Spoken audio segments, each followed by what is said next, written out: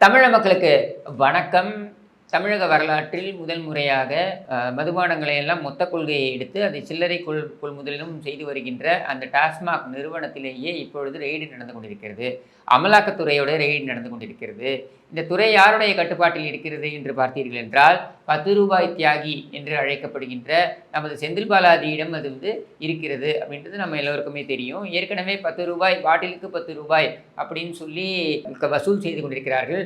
ஊரெல்லாம் சென்றீர்கள் என்றால், டாஸ்மாகுக்கு வெளியேயே பார்த்தீர்கள் என்றால், மதுப்பிரியர்கள் எல்லாம் என்ன சொல்கிறார்கள் என்றால், பாட்டிலுக்கு 10 ஸ்டாலின் ஒரு வெத்து என்று சொல்லி கொண்டிருக்கின்ற இந்த சூழல்ல இப்பொழுது அந்த துறைக்கே இன்னைக்கு அமலாக்கத்துறை ரெய்டு நடத்தி கொண்டிருக்கிறார்கள். அந்த துறையில் மட்டும் ரெய்டு நடந்து கொண்டிருக்கவில்லை. அந்த துறையோடு சேர்த்து பார்த்தீர்கள் என்றால், செந்தில் பாலாஜிக்கு நெருக்கமாக இருக்கக்கூடிய நண்பர்கள், அது மட்டும் இல்லாமல் கான்ட்ராக்டுகளை எல்லாம் எடுக்கக்கூடிய சக திருடர்கள் அப்படின்னு எடுத்துக்கலாம். இந்த சக திருடர்கள் வீட்டிலும் ரெய்டு நடந்து கொண்டிருக்கிறது அப்படின்றது நமக்கு தெரிய வருகிறது. இதை நியாயமாக பார்த்தீர்கள் என்றால், பிக் பிரேக்கிங் நியூஸ் என்று போட்டு, ஃப்ளாஷ் நியூஸ் என்று போட்டு மீடியாக்கள் எல்லாம் இதை கவர் பண்ணியிருக்கணும். இது என்ன, எதனால் இந்த ரெய்டு நடந்து கொண்டிருக்கிறது அப்படின்னு சொல்லிட்டு. ஆனால் அதை பற்றி எதுவுமே பேசவில்லை. இன்னொரு விஷயம் இதில் கூர்ந்து கவனிக்க வேண்டியது என்ன அப்படின்னு பார்த்தீங்கன்னாக்க, முதல் முறையாக தமிழகத்தில் ஒரு அரசு நடத்துகின்ற அரசு நிறுவனத்தில் இந்த ரெய்டு நடக்கிறது அப்படின்னு சொன்னாலும் கூட, இது ஏற்கனவே ஒரு முறை இந்த மணல் அள்ளுபவர்கள் அப்படின்ற வகையில் இந்த மணல் திருடர்கள், அதாவது நம்ம துரைமுருகன் தலைமையில் மணல் திருட்டு நடந்து கொண்டிருக்கிறது. துரைமுருகன், பொன்முடி எல்லாம் மணல் திருடனுங்க தானே. ஒருத்தன் செம்மண் திருடுவான், ஒருத்தன் களிமண் திருடுவான். இவர்கள் எல்லோரும் இவர்களுடைய அந்த ஐஏஎஸ் அதிகாரிகள் அவர்களையும் விசாரணைக்கு அழைத்தார்கள் அப்படின்ற வரலாறையும் தமிழ்நாட்டில் நடந்திருக்கிறது. இந்த ஆட்சி, இந்த விடியா ஆட்சி அப்படின்றத நம்மளால் பார்க்க முடிகிறது. ஏற்கனவே செந்தில் பாலாஜி பார்த்தீங்கன்னாக்க தன்னுடைய பதவி பறிபோய் சிறையில் இருந்து மீண்டு வந்தார் என்பதை விட பிணையில் வந்திருக்கிறார் அப்படின்றத நம்ம பார்க்குறோம். அந்த வழக்கு உச்சநீதிமன்றத்தில் இப்போ நிலுவையில் இருக்குது. அந்த வழக்கு 4ஆம் தேதி விசாரணைக்கு வந்த பொழுது அந்த நீதியரசர் அந்த அமர்வில் இருந்த ஒரு நீதியரசர் அன்றைக்கு வேறு ஒரு அலுவலில் இருந்த காரணத்தினால் அந்த வழக்கை அன்றைக்கு எடுக்க முடியல. அதை ஒரு வாரம் தள்ளி வைத்திருக்கிறார் அப்படின்ற சூழலில் ஒரு வாரத்துக்கு அப்புறம் கண்டிப்பாக தமிழக அரசாங்கம் அதன் தரப்பு பதிலை அளித்தாக வேண்டும். அது என்ன அப்படின்றது நம்ம எல்லோருக்குமே தெரியும். திரும்ப ஒரு முறை நான் சொல்லிடுறேன். அதாவது பணிக்கு ஆட்களை நிரப்புவதற்கு லஞ்சம் கேட்டு பெற்ற அந்த வழக்கில் அவர் சாட்சியங்களை மிரட்டக்கூடும் அப்படின்ற கேள்வி எழுந்த பொழுது, ஒரு அமைச்சராக இருக்கக்கூடியவர், அதுவும் ஸ்டாலினுடைய அரசாங்கத்தில் முக்கியமான ஒரு துறையை, 2 துறைகளை வைத்திருப்பதோடு அல்லாமல் ஸ்டாலினாலேயே தியாகி என்று பாராட்டப்பட்ட அந்த செந்தில் பாலாஜி, அவருக்கு அவரே அமைச்சராக இருப்பார். அவருக்கு எதிராக இங்கே மக்கள் எல்லாம் சாட்சி சொல்வார்கள். அதுவும் 100கணக்கான சாட்சியங்கள் என்று நீங்கள் சேர்த்திருக்கிறீர்கள் என்கிற நிலையில், அதுவும் என்ன, அந்த வழக்கை தாமதப்படுத்துவதற்காகத்தான் இவங்க 100கணக்கான சாட்சியங்களை சேர்க்கிறாங்க. அவ்வாறு சேர்க்கப்பட்ட சாட்சியங்கள் கூட உண்மையை சொல்வார்களா என்றால் சொல்ல மாட்டார்கள்.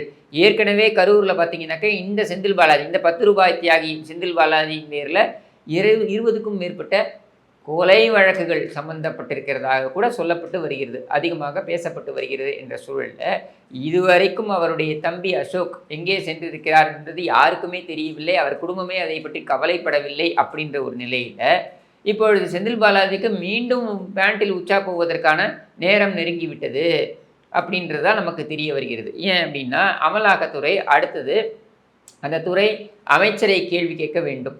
அந்த துறை அமைச்சரை கேள்வி கேட்க போகிறதா அப்படின்றத நம்ம பார்க்கணும். இது கூடவே ஒரு திமுக பிரமுகர் வீட்டிலும் ரெய்டு நடந்து கொண்டிருக்கிறது. அது யார் அப்படின்னாக்கா நம்ம ஜெகத் ரட்சகன். இப்போ கடந்த முறை வந்த பொழுது பிணவரையில் பிணங்களுக்கு கீழே அடுக்கி வைத்திருந்தால் ரூபாய் நோட்டு கட்டுக்களை அப்படின்றத நம்ம பார்த்தோம். இந்த முறை அவர் எங்கே ஒழித்து வைத்திருக்க போகிறார் என்பது நமக்கு தெரியாது. அது ஏதாவது புதுமையான ஒரு வழியை கண்டறிந்து அதன் அடிப்படையில் அவர் வைத்திருக்க போகிறாரா என்பது நமக்கு தெரியாது. ஆனால் அங்கும் நடந்து கொண்டிருக்கிறது. இப்போ நாம சரமாரியாக கேள்வி கேட்க வேண்டியது யாரை தெரியுமா?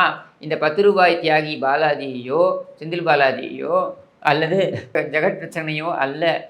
நாம் இப்போ கேள்வி கேட்க வேண்டியது யாரை என்று பார்த்தீர்கள் என்றால், மீடியாக்களை தான். ஏன் மீடியாக்களை கேள்வி கேட்க வேண்டும் என்றால், இது மாதிரி ஒரு முக்கியமான ஒரு அமைச்சருடைய துறையில் இருக்கக்கூடிய அரசு நிறுவனத்தில் ரெய்டு நடக்குது. கடந்த முறை இதே மாதிரி தமிழக தலைமைச் செயலகத்தில் ரெய்டு நடந்தது அப்படின்னும் பொழுது, அப்பொழுது முதலமைச்சராக திரு பன்னீர்செல்வம் அவர்கள், அதாவது நம்ம பஞ்சமி பன்னீர் பஞ்சமி நிலத்தை ஆட்டையை போட்ட அந்த பன்னீர்செல்வம் வந்து அப்பொழுது அங்கே முதலமைச்சராக இருந்தார் என்கிற சூழலில் தலைமை கழகத்திலேயே ரெய்டு வந்து விட்டதா? இது எவ்வளவு பெரிய அவமானம்! ஏய் அடிமை அரசு என்றெல்லாம் கூப்பாடு போட்ட அப்பொழுதைய எதிர்க்கட்சி தலைவரும் சட்டையை கிழித்து சேட்டைகளில் நிறைய செய்த நம்ம ஸ்டாலின் இன்றைக்கு ஏன் வாய் மூடி இருக்கிறார்? ஏன் கடந்த முறை செந்தில் பாலாஜியோடைய வீட்டிற்கு ரெய்டு வந்தபொழுது தொட்டுப்பார் சீண்டிப்பார் என்றெல்லாம் வீடியோ போட்ட ஸ்டாலின் இப்பொழுது ஏன் போட முடியல? இதே மாதிரி ஒரு சோஃபா வச்சுக்கிட்டு அது ஓரமாக சைடு வாங்கி உட்காந்துப்பியா, அந்த மாதிரி உட்காந்து கண்ணாடி ஒன்று மாட்டிக்கிட்டு பேச வேண்டியது தானே நீ? தொட்டுப்பார் தீண்டிப்பார் அப்படின்லாம் சொல்ல வேண்டியது தானே நீ? உதார் விட வேண்டியது தானே? அப்போவாவது செந்தில் பாலாஜியுடைய வீட்டில் தான் ரெய்டு. இப்போது உன்னுடைய துறை, அதாவது அரசாங்கத்துடைய துறை, அதாவது ஒரு நிறுவனத்திலேயே ரெய்டு நடக்கிறது. ஏன் நடக்கிறது? ஏய் பாசிச மோடி அரசாங்கமே என்று குரல் கொடுத்து பாரு. ஏன் முடியல உன்னால? எப்போ நடக்காத ஒரு விஷயத்திற்கெல்லாம் அனைத்து கட்சி கூட்டத்தை கூட்டக்கூடிய நீ இப்பொழுது மந்திரி சபையை கூட்ட வேண்டியது தானே?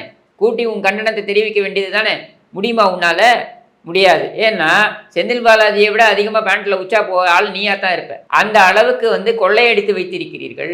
ஏற்கனவே துரைமுருகன் இப்போ வாரம் டெல்லிக்கு கிளம்பி போயிட்டு வரார். மர்மமாக போய் பேசிட்டு வரார். யாரிடம் பேசுகிறார், என்ன பேசுகிறார் என்பது நமக்கு தெரியாது.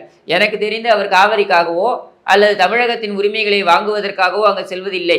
இந்த கதிரானந்த் என்கிற அவருடைய மூதாரி மகன் அவன் சேர்த்து வைத்திருக்கின்ற சொத்து, அந்த சொத்து ஏற்கனவே பிடிபட்டு இருக்கிறது என்ற சூழலில், அதுவும் என்ன 200 ரூபாய் நோட்டாவே, ஏன்னா அது 200 ரூபாயை தாண்டி நீங்கள் சிந்திக்கவே மாட்டீங்களா? 15 கோடி ரூபாய் இருந்தாலும் அது 200 ரூபாய் நோட்டாக தான் வச்சுருப்பீங்களா?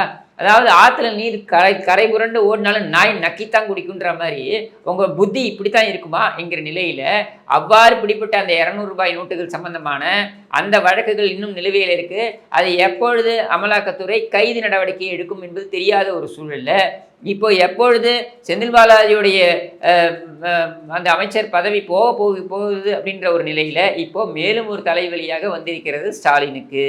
ஆனால் இதை மாற்றுவதற்கு நாளைக்கு பார்த்தீங்கன்னா இவங்க கிளம்புவாங்க, ஏய் மத்திய அரசாங்கமே அப்படின்னு சொல்லிட்டு. ஏர்போர்ட்டில் எவனோ ஒருத்தன் ஹிந்தியில் பேசிட்டான், அப்புறம் டெல்லியில் வந்து எவனோ ஒருத்தன் வந்து ஹிந்தியில் தான் பேசுவேன், நான் வந்து தமிழில் பேச மாட்டேன்னு சொல்லிட்டான். இப்படின்லாம் ஏதாவது ஒரு விஷயத்தை கிளப்பி கொண்டு கூட துணைக்கு அந்த ராஜ்பவன் ரவியையும் சேர்த்து கொண்டு திருவள்ளுவர் வந்து தமிழரா அப்படின்னு ஒரு கேள்வியை வைத்து ஏதாவது ஒன்று கிளப்பி நீங்கள் பார்த்தீங்கன்னா நாளைக்கு ஒரு மடைமாற்றம் வேலை நடக்கும். இன்றைக்கே அதுக்கான திட்டமிடல் நடந்து கொண்டிருக்கும். இன்றைக்கே டிஐபிஆரில் இன்ஸ்ட்ரக்ஷன் போயிடும். நியாயமாக நீங்கள் இதை வைத்து இன்றைக்கு விவாதம் நடத்தியிருக்கணும்.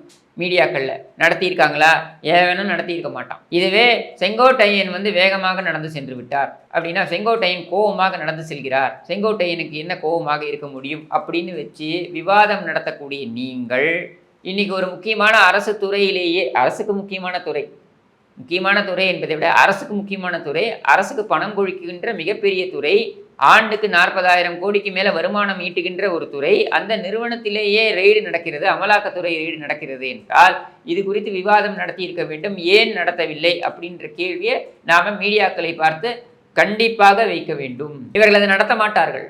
மாறாக அதிமுகவில் என்ன குழப்பம் இருக்கிறது, மத்திய அரசாங்கம் ஏன் இந்தியை திணிக்கிறது அப்படின்ட்டு இங்கே மக்களுடைய அடிப்படை பிரச்சனை அல்லது இந்த மாநிலத்தில் பாதிக்கக்கூடிய, மாநிலத்தை மிகப்பெரிய அளவில் பாதிக்கக்கூடிய இன்றைக்கு இருக்கக்கூடிய பிரச்சனைகளை பேசுவார்களா என்றால் கண்டிப்பாக இவர்கள் பேச மாட்டார்கள். மாறாக இந்த ஆளும் கட்சிக்கு துதிபாடுவது எப்படி, எதிர்கட்சிகள் பிரிந்திருக்கின்றன அப்படின்ற ஒரு மாய தோட்டத்தை ஏற்படுத்துவது எப்படி, இதில் மட்டும்தான் அவர்களுடைய கவனத்தை செலுத்துவார்கள்.